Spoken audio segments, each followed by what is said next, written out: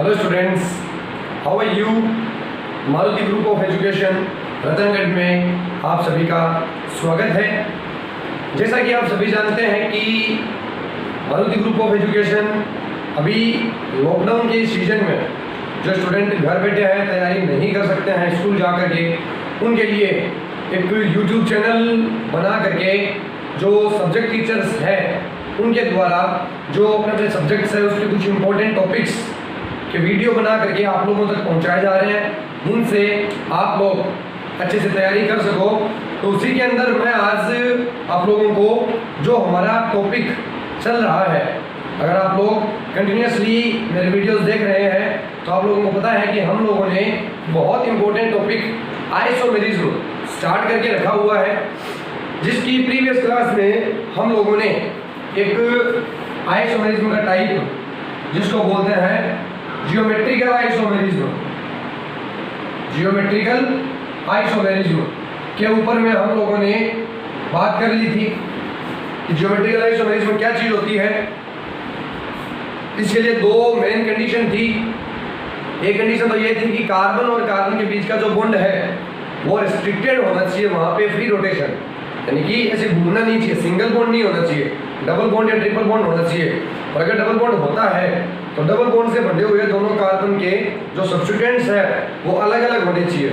ऐसा होने पर ही वो कंपाउंड जियोमेट्रिकल आइसोमेरिज्म शो कर सकता है और उसके दो आइसोमर बनते हैं, सिस और ट्रांस। ठीक है, ये सब बातें हम लोग प्रीवियस क्लास के अंदर कर चुके थे। अभी आज हम लोग जियोमेट्रिकल आइसोमेरिज्म की जगह है एक दूसरा और इम्पोर्टेंट टाइप पढ़ने जा रहे हैं, जिसको हम लोग बोलते हैं ऑप्टिकल आइसोमेरिज्म। ये लीजिए, आज की क्लास का हमारा टॉपिक मेन रहेगा ऑप्टिकल आइसोमेरिज्म। ऑप्टिकल को हिंदी में हम लोग बोलते हैं प्रकाशिक। आज की क्लास में हम लोग क्या टॉपिक स्टडी करने वाले हैं? प्रकाशिक समावयवता। ये लीजिए, ये आज की हमारी क्लास का टॉपिक प्रकाशिक समावयवता या ऑप्टिकल आइसोमेरिज्म। ठीक है, अगर आप लोगों को ऑप्टिकल आइसोमेरिज्म समझनी है तो सबसे पहले आप लोगों को एक टर्म्स पढ़नी पड़ेगी, इसका मीन जिसको हम बोलते हैं पीपीएल। क्या बोलते हैं? पीपीएल। देखो, पीपीएल की फुल फॉर्म होती है प्लेन पोलराइज्ड लाइट। पीपीएल की full form plane polarised light. इसको हिंदी में हम लोग बोलते हैं समतल ध्रुवित प्रकाश। समतल ध्रुवित प्रकाश। तो क्या होती है प्लेन पोलराइज्ड लाइट या समतल ध्रुवित प्रकाश? ये सब कुछ चीजें आपको पढ़नी पड़ेगी अगर आप लोग ऑप्टिकल आइसोमेरिज्म को अच्छे से क्लियर करना चाहते हो तो। बहुत ज़्यादा इंपॉर्टेंट टॉपिक है ये और बहुत ज़्यादा इंटरेस्टिंग भी है। अगर आप लोग मन लगा करके इस टॉपिक को पढ़ोगे तो देखो, मैं ये बोल रहा हूँ कि जो नॉर्मल लाइट होती है, जो नॉर्मल लाइट होती है, साधारण प्रकाश होता है, वो क्या होता है? 7 कलर का मिक्सचर होता है, विबग्योर 7 कलर का मिक्सचर। और उस नॉर्मल लाइट के अंदर क्या करता है वो नॉर्मल लाइट? सभी पॉसिबल डायरेक्शन में वाइब्रेट करता है। इस टाइप से मैं उसको दिखाऊं। ये एक नॉर्मल लाइट है जो अपनी सभी पॉसिबल डायरेक्शंस में क्या करता है? वाइब्रेट करता है, कंपन करता है। जब इस नॉर्मल लाइट को मैं गुजारूंगा किस में से? एक स्पेशल प्रिज्म होता है अपने पास जिसको हम लोग बोलते हैं निकोल प्रिज्म। ये लीजिए, ये निकोल प्रिज्म। आप लोगों ने फिजिक्स लैब के अंदर या ऐसे ही कहीं पे प्रिज्म देखा होगा। इस प्रकार का एक प्रिज्म होता है। जब ऐसे दो प्रिज्म इस प्रकार से रख दिए जाते हैं तो ये एक इस प्रकार से बन जाएगा जिसको हम बोलते हैं निकोल प्रिज्म। इस निकोल प्रिज्म में यहाँ पर ये जो बॉर्डर है इसका, इस बॉर्डर पर छोटे छोटे होल्स होते हैं। ये होल्स वर्टिकल हो सकते हैं, हॉरिजॉन्टल हो सकते हैं, कैसे भी हो सकते हैं। जब इसमें से आप इस नॉर्मल लाइट को डालोगे तो केवल वो ही लाइट आपको मिलेगी जिसका वाइब्रेशन ओनली एक ही डायरेक्शन में हो। जैसे मान लो आपको ओनली ये वाली लाइट मिल गई, ये लीजिए, ठीक है। यहाँ पे जो होल थे वो कुछ इस प्रकार से थे, बाकी तो सारी लाइट रुक गई और केवल ये वाली लाइट आपको मिल गई जिसका डायरेक्शन केवल, जिसका वाइब्रेशन ओनली एक ही डायरेक्शन में है। आप लोगों ने खिड़कियां देखी होगी अपने घरों में पुरानी, जिसके अंदर इस प्रकार से कुछ लोहे के एंगल्स लगे रहते हैं, इस प्रकार से एंगल्स लगे रहते हैं जो सीधे हैं। अब आप ये पेन लो एक ऐसे और इसको सीधा का सीधा ऐसे फेंको, एकदम ऐसे। कंडीशन ये है कि ये सीधा ही जाना चाहिए। क्या ये इस खिड़की में से पार हो जाएगा? नहीं हो पाएगा। क्यों? क्योंकि ऐसे लगे हुए हैं लोहे के सरिये, तो ये रुक जाएगा। अगर ये ऐसे होगा तो भी पार नहीं होगा, ऐसे होगा तो पार हो जाएगा। तो कहने का मतलब ये है कि सभी डायरेक्शन में वाइब्रेशन था नॉर्मल लाइट का, लेकिन जब हमने इसको निकोल प्रिज्म में से डाला तो सारी की सारी लाइट यहाँ रुक गई। केवल वो ही लाइट आपको वापस मिलेगी जिसका वाइब्रेशन केवल एक ही डायरेक्शन में होगा, और इस लाइट को हम लोग बोलेंगे पीपीएल। पीपीएल। अब अगर कोई कंपाउंड इस पीपीएल को रोटेट कर दे, जैसे मान लो इस डायरेक्शन में रोटेट कर दिया या इस डायरेक्शन में रोटेट कर दिया, अगर पीपीएल को रोटेट कर दिया तो उस कंपाउंड को हम लोग बोलते हैं ऑप्टिकल एक्टिव कंपाउंड, प्रकाशिक सक्रिय यौगिक या ऑप्टिकल एक्टिव कंपाउंड। तो ऑप्टिकल एक्टिव कंपाउंड क्या होता है? ऐसा कंपाउंड जो पीपीएल के प्लेन को रोटेट कर दे, जो पीपीएल के तल को घुमा दे, वो ऑप्टिकली एक्टिव कंपाउंड होता है। और वही कंपाउंड ऑप्टिकल आइसोमेरिज्म शो कर सकता है जो ऑप्टिकली एक्टिव हो। जो ऑप्टिकली इनएक्टिव होगा वो कभी भी ऑप्टिकल आइसोमेरिज्म शो नहीं कर सकता। तो पहली और एकमात्र कंडीशन ये है ऑप्टिकल आइसोमेरिज्म शो करने के लिए कि जो कंपाउंड ऑप्टिकल आइसोमेरिज्म शो करेगा उसको ऑप्टिकली एक्टिव होना जरूरी है। और ऑप्टिकली एक्टिव कब होगा? जब वो पीपीएल के प्लेन को रोटेट कर देगा। तो एक बार आप अपनी चीज को नोट कीजिए। अभी हम ये देखेंगे कि हमको कैसे पता चले किसी कंपाउंड को देख करके कि वो ऑप्टिकली एक्टिव है या नहीं है। इसको नोट कीजिए एक बार।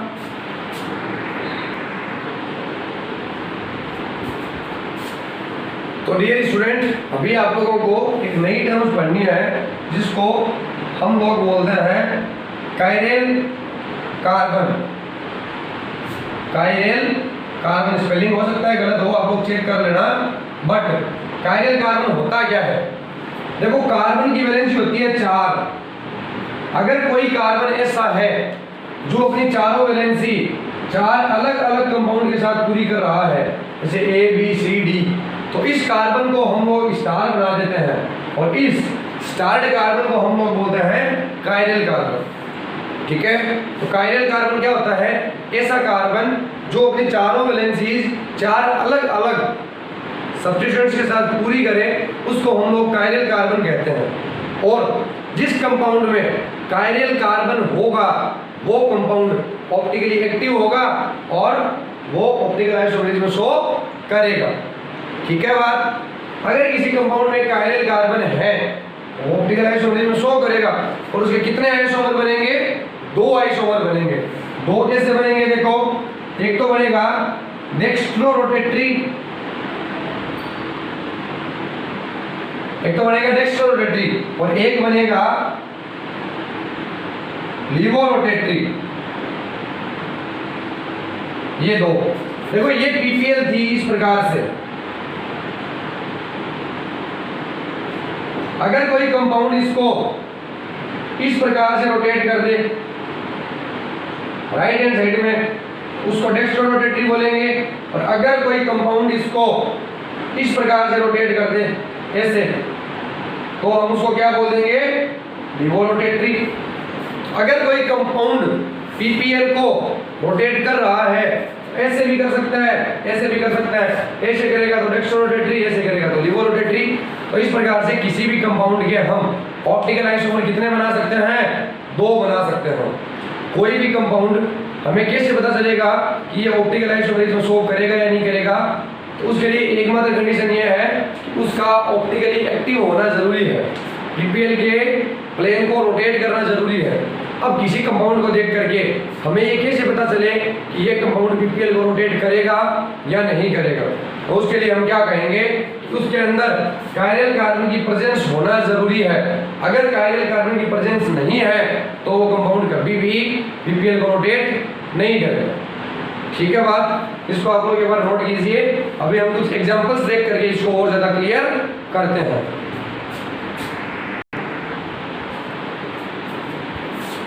अभी देखो हम लोग एग्जांपल्स के बारे में अगर बात करें तो मैं आपको एक एग्जांपल दे रहा हूं, 2-क्लोरो-ब्यूटेन। ये एक एग्जांपल है 2-क्लोरो-ब्यूटेन। तो देखो ब्यूटेन है मतलब 1 2 3 4, ये 4 कार्बन, 2 पे है क्लोरो, ये क्लोरो। बस अभी आपको क्या करना है, वैलेंसीज कंप्लीट कर देनी है। तो CH3 CH2 CH CH3 ये लीजिए। अब आपको ये देखना है कि ये कंपाउंड ऑप्टिकल आइसोमेरिज्म शो करेगा या नहीं करेगा, और करेगा तो उसके कितने आइसोमर बनेंगे। तो आप ये देखिए इस कार्बन की 4 वैलेंसी है, एक वैलेंसी तो ये रही, 3 वैलेंसी किससे पूरी हो रही है? हाइड्रोजन से। क्या ये कार्बन कायरल है? नहीं है। अब आपको इस कार्बन पे, तो इस कार्बन की 4 वैलेंसी है, इस हाइड्रोजन को मैं सॉरी गाइस, इस हाइड्रोजन को मैं ऊपर लिख दे रहा हूं। अब आप देखिए इस कार्बन ने एक वैलेंसी पूरी करके रखी है CH3 से, एक वैलेंसी पूरी करके रखी है Cl से, एक वैलेंसी पूरी करके रखी है हाइड्रोजन से, और एक वैलेंसी पूरी करके रखी है C2H5 से। इसको अगर मैं साथ में लिखूं तो C2H5 लिख सकता हूं। इस कार्बन ने अपनी चारों वैलेंसीज 4 अलग अलग सब्स्टिट्यूएंट से पूरी करी है, मतलब ये वाला कार्बन क्या होगा? कायरल होगा। अब अगर एक कायरल कार्बन आ गया तो हम क्या बोलेंगे? ये कंपाउंड ऑप्टिकल आइसोमेरिज्म शो करेगा। ठीक है, अब हमको ऑप्टिकल आइसोमेरिज्म शो करेगा मतलब इसके ऑप्टिकल आइसोमर बनेंगे कितने? 2 बनेंगे। ऑप्टिकल आइसोमर 2 बनेंगे, दोनों बनाओ। तो दोनों कैसे बनाएंगे? इन कार्बन को आप इस प्रकार से लिख लो, 1 2 3 4, ये 4 कार्बन लिख लिए। ये वाला कार्बन नंबर 2 पे है, देखो ये वाला कार्बन है कायरल। इस कार्बन के एक तरफ है CH2 CH3 मतलब C2H5, तो मैं यहां पे डायरेक्टली क्या कर दूं? C2H5, एक तरफ है CH3, ये CH3, एक तरफ है H और एक तरफ है Cl, तो मैंने यहां लगा दिया H, यहां लगा दिया Cl, ये एक आइसोमर बनेगा। अभी अपन को जब दूसरा बनाना है तो हम क्या करेंगे? जस्ट इसके यहां पर मिरर लगा देंगे। तो बताओ मिरर के अंदर इमेज क्या आएगी? ये वाला कार्बन अपना यहाँ का यहाँ पड़ा रहेगा, ये CH3 ऊपर है तो ये CH3 यहाँ पड़ा रहेगा, ये C2H5 तो ये अपनी जगह पे, ये वाला Cl इधर आ जाएगा और ये वाला हाइड्रोजन उधर चला जाएगा। ये लो, ये 2 अलग अलग आइसोमर बन गए।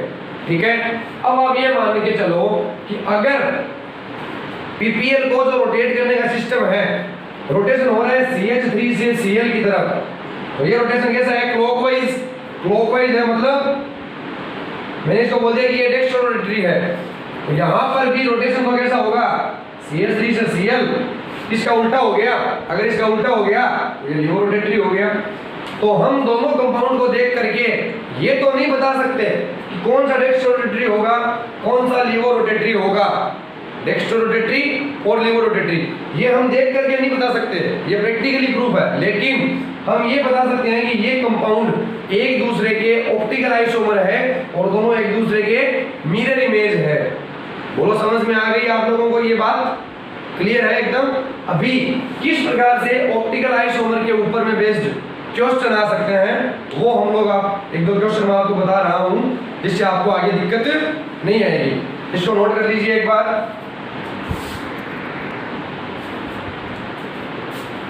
हाँ तो डियर स्टूडेंट्स, अभी हम लोगों ने इतना पता कर लिया कि ऑप्टिकल आइसोमेरिज्म में क्या चीज होती है, कौन से कंपाउंड ऐसे हैं जो इसको शो करते हैं और किस प्रकार से शो करते हैं, कितने बनते हैं। अभी मैं आपको एक क्वेश्चन करवा रहा हूँ, बढ़िया क्वेश्चन है, देख लेगा आप लोग। आपको ये पूछ लिया जाए ऑप्टिकल आइसोमेरिज्म यानी कि प्रकाशिक समावयवता, ऑप्टिकल आइसोमेरिज्म। आपके पास एक कंपाउंड है 1 ब्यूटेनॉल, एक कंपाउंड है आपके पास 2 ब्यूटेनॉल। तो मैं आपको ये कहूं कि 1 ब्यूटेनॉल तो शो नहीं करता और 2 ब्यूटेनॉल शो करता है, ठीक है बात। ऑप्टिकल आइसोमेरिज्म 1 ब्यूटेनॉल शो नहीं करता, 2 ब्यूटेनॉल शो करता है। क्यों, आपको रीजन देना है। तो आप लोग इस क्वेश्चन में केवल एक बात का ध्यान रखेंगे, अगर कोई कंपाउंड ऑप्टिकली एक्टिव हुआ तो वो शो करेगा, और अगर कोई कंपाउंड ऑप्टिकली एक्टिव नहीं है तो वो शो नहीं करेगा। इसका मतलब ये वाला कंपाउंड ऑप्टिकली एक्टिव है और ये वाला कंपाउंड ऑप्टिकली एक्टिव नहीं है, ठीक है बात। कौन सा कंपाउंड ऑप्टिकली एक्टिव होता है, तो जिसके अंदर कायरल कार्बन प्रेजेंट हो। इसका मतलब यहाँ पर तो कायरल कार्बन है और यहाँ पर कायरल कार्बन नहीं है। सिंपल है बात। अब हम क्या करेंगे, स्ट्रक्चर बनाएंगे। देखो ब्यूटेनॉल, ब्यूटेन तो है ही 4 कार्बन का, और मतलब क्या होता है, एल्कोहलिक ग्रुप। एल्कोहलिक ग्रुप जो होता है उसके लिए हम लिखते हैं ओल, इसका होता है सब्स्टिट्यूएंट CaOH। तो 1 ब्यूटेनॉल मतलब 1 2 3 4 कार्बन और 1 नंबर पे OH। कर दो वैलेंसी पूरी, CH3 CH2 CH2 CH2। इस वाले कार्बन ने अपनी 3 वैलेंसी हाइड्रोजन के साथ पूरी करके रखी है। तो क्या चारों वैलेंसी अलग अलग है? नहीं है, तो ये कायरल नहीं है। इस वाले कार्बन ने अपनी 2 वैलेंसी हाइड्रोजन से पूरी करके रखी है। 2 बॉन्ड अगर सेम चीज से हो गए तो कायरल नहीं होता, तो ये वाला भी कायरल नहीं है। इस कार्बन ने भी अपनी 2 वैलेंसी हाइड्रोजन से पूरी करके रखी है, मतलब ये वाला भी कायरल नहीं है। और इस कार्बन ने भी अपनी 2 वैलेंसी हाइड्रोजन से पूरी करके रखी है, मतलब ये वाला भी कायरल नहीं है। अगर इस कंपाउंड में कायरल कार्बन नहीं है तो ये ऑप्टिकली एक्टिव नहीं है, और अगर ऑप्टिकली एक्टिव नहीं है तो ये ऑप्टिकल आइसोमेरिज्म शो नहीं करेगा। ये पूछ रहा है, लेकिन ये करता है। क्यों? क्योंकि 2 पे ब्यूटेनॉल है। तो देखो 1 2 3 4 2 पे OH, ये लीजिए CH3 CH CH2। देखिए अब इसके अंदर कायरल कार्बन, इसके साथ 3 हाइड्रोजन जुड़ गए, कायरल नहीं हो सकता। इसके साथ 2 हाइड्रोजन जुड़ गए, कायरल नहीं हो सकता।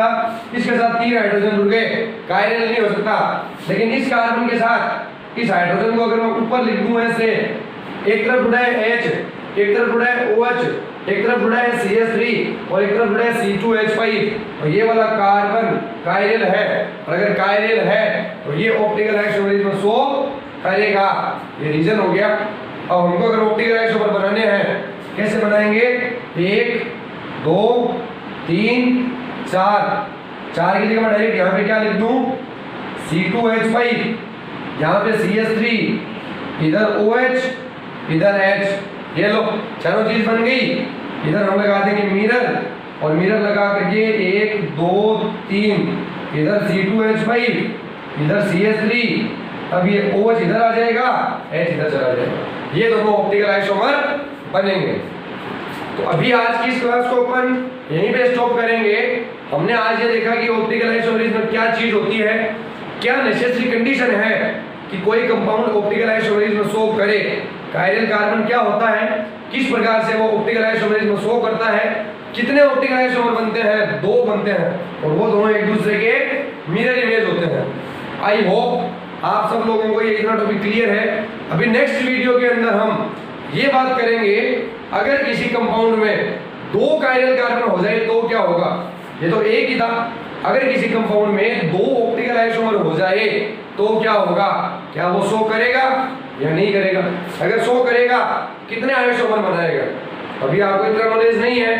अभी वीडियो में देखो आई थिंक 20 मिनट का वीडियो हो चुका है, तो ज़्यादा जब आप करोगे, नया टॉपिक है आपके पास, मैं लाइव हूँ नहीं आपके साथ कि पढ़ा रहा हूँ, आपको जो भी डाउट आए आप तुरंत मेरे से पूछ लो। वीडियो को देखोगे कुछ डाउट आएगा, आगे पढ़ने का मन करेगा नहीं, तो इससे बढ़िया है आप एक बार इस टॉपिक को इतना ही समझो और आगे बहुत टाइम पड़ा है अभी हमारे पास। आप आगे वाले वीडियो के अंदर मैं आपको ये वाला टॉपिक आगे क्लियर करा दूंगा, जिसमें हम ये बात करेंगे कि 2 या 2 से ज़्यादा जब कायरल कार्बन हो तो क्या होगा। ठीक है, अभी आई होप आप सभी लोगों को ये आज का जितना टॉपिक हुआ है समझ में आया होगा। फिर भी अगर किसी स्टूडेंट को कोई डाउट हो तो कमेंट के अंदर अपना डाउट डालिएगा, मैं आप लोगों को श्योरली उसका आंसर दूंगा। ठीक है, आज की क्लास को यहीं स्टॉप करते हैं, मिलते हैं हम लोग नेक्स्ट क्लास में। तब तक के लिए bye bye and take care. घर पे रहिए, सुरक्षित रहिए। ठीक है, and thank you for watching.